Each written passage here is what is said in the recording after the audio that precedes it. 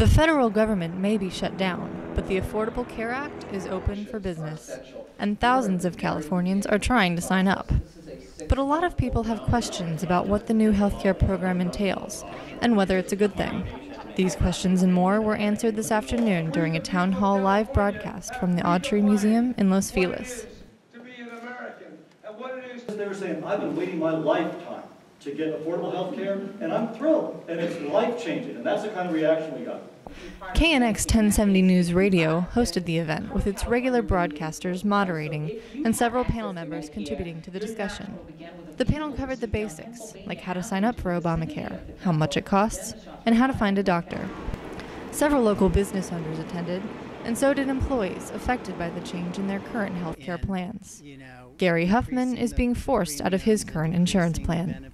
And I don't know what the benefits are going to be, but I love that the playing field is somewhat even, because I buy coverage on the individual market, and you're really at their mercy that way.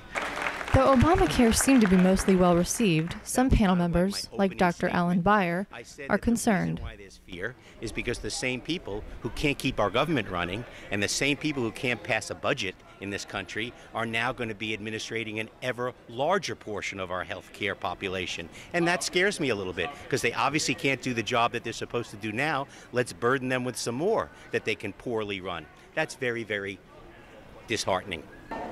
Those concerns are felt even more when there's no clear end in sight to the current government shutdown. From the Autry in Los Feliz, I'm Cassie Payton.